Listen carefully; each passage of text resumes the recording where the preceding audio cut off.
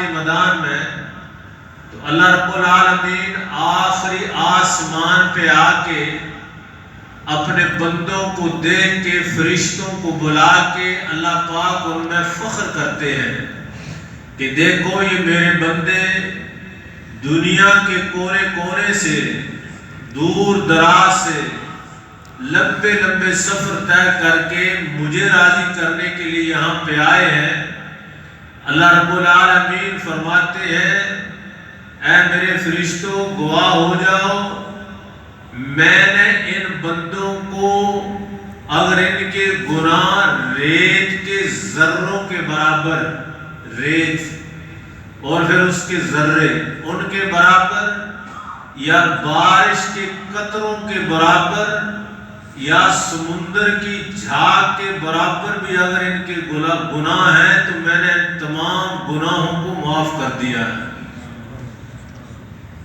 نبی اکرم صلی اللہ تعالی علیہ وسلم نے جب حج کیا تو آپ پہلے یہ جو مسجد نمرہ ہے نا، اس کی جو حدود حرم ہے، کسی نے دیکھی ہو غور سے، اس سے تھوڑا سا باہر ہو کے وہاں پہ آپ نے خطبہ دیا تھا۔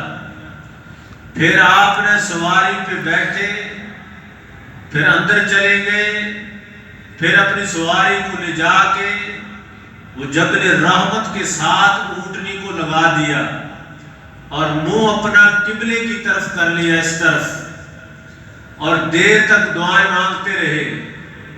پھر حضرت بلال رضی اللہ تعالی عنہ کو کہا، لوگ جمع تھے، جب نبی صلی اللہ تعالی علیہ وسلم نے حج کیا تھا تو اس ٹائم 1,00,000 تقریباً 44,000 لوگ تھے، اب تو ماشاءاللہ 50 لاکھ کے قریب تھے لوگ۔ تو یہ اتنے لوگ جمع تھے تو نبی صلی اللہ علیہ وسلم نے حضرت بلال کو کہا کہ ان کو آواز دے کے کہو کہ 2 منٹ خاموش ہو جائے، تھوڑی دیر کے لیے خاموش ہو جائے۔ واہ بلال تیری شان کے کیا کہنے، کیا تو وہ موقع تھا کہ تیری کوئی حیثیت نہیں تھی، لوگ تجھے گلیوں میں گھسیٹتے تھے، مارتے تھے، لیکن آج نبی صلی اللہ علیہ وسلم کا ہر اعلان اور ہر آواز کو بلند کرنے والے ہیں تو بلال ہیں۔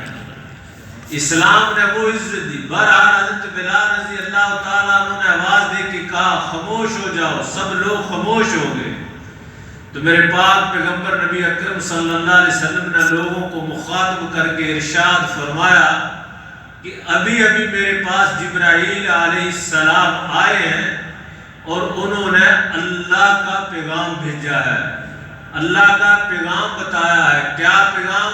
کہ اللہ پاک فرماتے ہیں کہ اے محمد صلی اللہ علیہ وسلم اپنے تمام جو بھی حج کے دوران یہاں پہ جمع ہے سب کو کہہ دو کہ میں نے سب کو معاف کر دیا ہے، سب پچھلے گناہ معاف ہیں، اب آئندہ اپنے مستقبل کے لیے اپنی نیکیاں کمانا اور اپنے ثواب کو بچا کے رکھنا، میں نے سب کو معاف کر دیا ہے۔ سبحان اللہ۔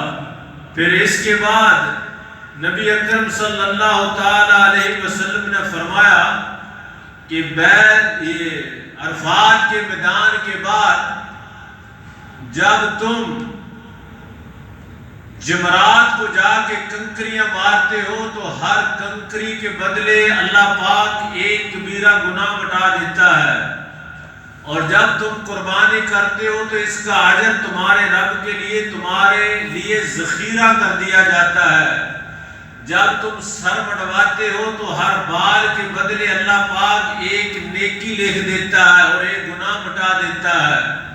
پھر جب تم جا کے طواف افاضہ کرتے ہو تو تم گناہوں سے اس طرح پاک ہو جاتے ہو جس طرح کہ تم اپنی ماں کے پیٹ سے پیدا ہوئے تھے، تم پہ کوئی گناہ نہیں تھا، اور ایک فرشتہ آتا ہے اور تمہارے کندھوں کے درمیان یہاں پہ ہاتھ رکھ کے کہتا ہے جاؤ اب تمہارے سارے گناہ معاف ہیں، اب تم مستقبل کے لیے آئندہ کے لیے گناہوں سے بچ کے بھی رہنا اور اپنے اس نیک اعمال کی حفاظت بھی کرنا۔ یہاں تک بات آپ کو سمجھ آ گئی ہوگی کہ حج ایک بہت بڑا فضیلت والا، رتبے والا، بلندی والا عمل ہے۔ جس نے یہ کر لیا ہے اللہ پاک قبول و منظور فرمائے اور ہم کو اللہ کرنے کی توفیق نصیب فرمائے۔ تو جب آدمی اتنا بڑا نیک عمل کر لیتا ہے تو شیطان بہت روتا ہے۔ اس کو پتا ہے وہ کیوں روتا ہے کہ اس کی ساری زندگی کی کمائی تباہ و برباد ہوگی۔ وہ روتا ہے، پھر وہ اپنی فوج کو دوبارہ نئے سرے سے تیار کرتا ہے کہ اب اس حاجی کے پیچھے لگ جا اور اس سے وہ کام کروا تاکہ یہ اور زیادہ گناہ گار ہو جائے۔ تو اس لیے اپنے آپ کو زیادہ اب بچا کے رکھنا ہے کہ کبھی ہم سے یہ اتنا بڑا عمل ضائع نہ ہو جائے۔ ان میں سب سے پہلی بات یہ ہے کہ شیطان جو ہے وہ دل کے اندر ریاکاری اور دکھلاوا پیدا کرتا ہے۔ لوگ یہ اگر وہ حج کر کے جائے، اگر کوئی اس کو حاجی نہ کہے تو اس کے دل کے اندر یہ آتا ہے میں نے اتنے پیسے لگائے اب مجھے کوئی حاجی بھی نہیں کہتا۔ تو یہ ریاکاری کا بوجھ یہ بیج ڈالتا ہے شیطان تاکہ اس کے اندر ریاکاری آئے اور ریاکاری کی وجہ سے اس کا عمل ضائع ہو جائے۔ پھر دل کے اندر سختی پیدا ہوتی ہے۔ شیطان اس کے دل کے اندر طرح طرح کے وسوسات ڈال کے اس کا دل سخت کرتے ہیں۔ وہ ایک عالم بتا رہے تھے کہ کوئی عورت بیچاری غریبنی، اس کے پاس کچھ بوجھ تھا تو وہ کھڑی تھی، تو وہاں اس کے قریب سے ایک آدمی گزرا، اس نے اس کو کہا بھائی جان یہ مجھے تھوڑا سا ہاتھ لگوا کے مجھے یہ بوجھ اٹھا دے۔ وہ نہ سنا، اس نے کہا بھائی جان ویر، بہت کچھ کہا، وہ نہ مانا۔ اس نے کہا حاجی صاحب یہ آنا ذرا اٹھا دینا۔ وہ مڑ کے کہتا تجھے کیسے پتا چلا میں حاجی ہوں؟ اس عورت نے کہا اتنا سخت دل حاجی ہو سکتا ہے اور کون ہو سکتا ہے؟ تو یہ حاجی جو ہوتے ہیں نا پھر یہ سخت دل بن جاتے ہیں۔ تو اس لیے سختی اپنے دل کے اندر سے نکالو، اللہ رب العالمین نرمی پیدا فرمائے۔ ایک آدمی آیا تھا نبی اکرم صلی اللہ تعالی علیہ وسلم کے پاس، وہ سچے دل والے آدمی تھے، صاف دل والے آدمی تھے، ہر بات نبی صلی اللہ علیہ وسلم سے کر لیتے تھے۔ آگے کہنے لگے آقا میرے دل کے اندر سختی بہت ہے، کوئی ایسا عمل بتائیں کہ میرے دل کی سختی دور ہو جائے۔ تو آپ صلی اللہ تعالی علیہ وسلم نے اس کو بہت بہترین طریقہ بتایا۔ آپ نے فرمایا کہ اگر تو چاہتا ہے کہ تیرا دل نرم ہو جائے، دل کی نرمی یہ ہے کہ اللہ کا نام لیا جائے، قرآن پڑھا جائے تو اس کے آنسو آنکھوں سے نکل آئے، یہ دل کی نرمی ہوتی ہے۔ تو آپ نے فرمایا اگر چاہتے ہو کہ دل نرم ہو جائے تو آپ نے فرمایا جو بھی تیرے سامنے نیکی کا کام آئے نا اس کو فوری طور پہ کر لیا، جو نیکی کا کام آئے۔ مثلاً کہ کسی نے کہا ہے کہ مسجد کا کوئی کام ہے اس کے لیے چندہ دو، اور کوئی آدمی سوچتا ہے کہ نہیں جب میرے پاس 1000 ریال ہوگا میں دوں گا، نہیں، آپ کے پاس اب 1 ریال ہے یا نصف ریال ہے فوری طور پہ دے دو۔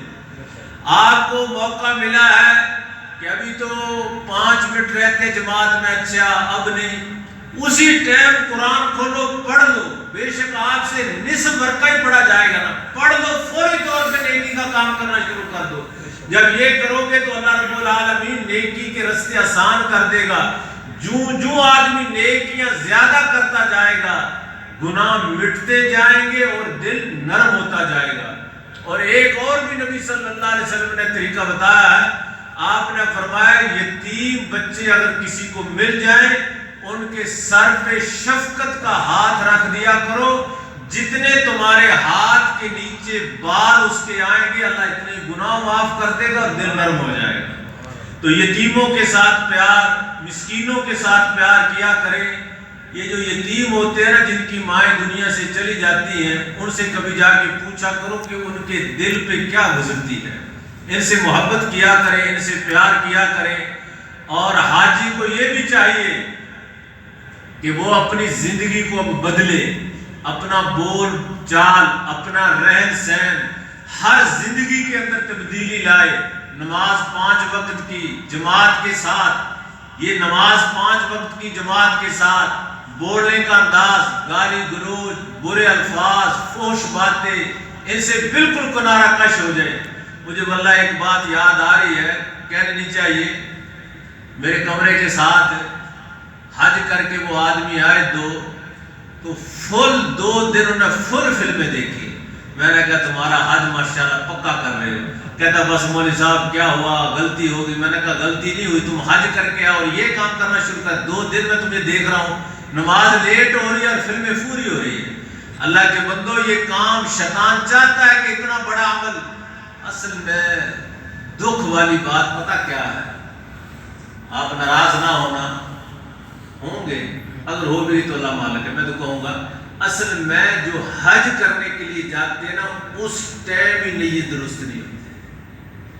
اگر اس ٹائم نیت یہ ہونا کہ میں اللہ کے لیے جا رہا ہوں، پھر اس کا بہت اچھا نتیجہ نکلتا ہے، پھر زندگی میں تبدیلی آتی ہے۔ اصل میں لوگ جاتے حج کے لیے اس لیے ہے کہ لوگ کیا کہیں گے، 2 سال سعودیہ رہ کے تم نے حج بھی نہیں کیا۔ اصل میں مرتے اس بات پہ ہیں کہ لوگوں کو کیا کہیں گے، حج بھی نہیں کیا۔ اگر اللہ کے لیے حج کرنے کے لیے آدمی جائے اور اس کے پورے واجبات ادا کر کے پھر تبدیلی آتی ہے، پھر زندگی بدلتی ہے، پھر گناہوں سے دور ہوتا ہے۔ ادھر سے شیطان بھی پورے حملے کرتا ہے کہ اتنا بڑا اس نے عمل کر لیا ہے، اب اس سے گناہ کرواؤں۔ اللہ رب العالمین سے دعا ہے کہ اللہ پاک نیک عمل کرنے کی توفیق نصیب فرمائے، اور جو عمل کیے ہیں اللہ پاک اس کو اپنی بارگاہ میں قبول و منظور فرمائے۔ آمین وآخر دعوانا الحمدللہ رب العالمین۔ یہ قربانی مینا کی حدود میں ہی ہونی چاہیے؟ قربانی مینا کی حدود میں ہوتی ہے، ایک ہوتی ہے قربانی، ایک ہوتی ہے ہدی۔ یہ جو حج کرنے کے لیے لوگ جاتے ہیں نا، وہ ہدی دیتے ہیں، ان کے اوپر قربانی ضروری اور واجب ہوتی ہے۔ اگر وہ قربانی نہ کریں تو 3 روزے وہاں پہ رکھیں اور 7 روزے گھر میں آ کے کریں۔ اور جو ہم لوگ ہوتے ہیں، ہماری وہ قربانی ہوتی ہے، اس کو اضحیٰ کہتے ہیں، یہ ہم یہاں پہ ادا کریں، ہم پر واجب نہیں ہوتی، فرض نہیں ہوتی، اگر کر لیں ٹھیک ہے، نہ کریں تو نہ صحیح۔ لیکن جو حج کرنے کے لیے جاتے ہیں وہاں پہ ہوتا ہے جس نے حج تمتع کیا اور حج قران کیا، ان کے اوپر قربانی واجب ہے۔ اگر وہ قربانی نہیں کریں گے ان کا حج نہیں ہوگا۔ اگر وہ قربانی نہیں کر سکتے تو وہ 3 روزے حدود حرم میں رکھیں اور 7 روزے گھر میں آ کے رکھیں۔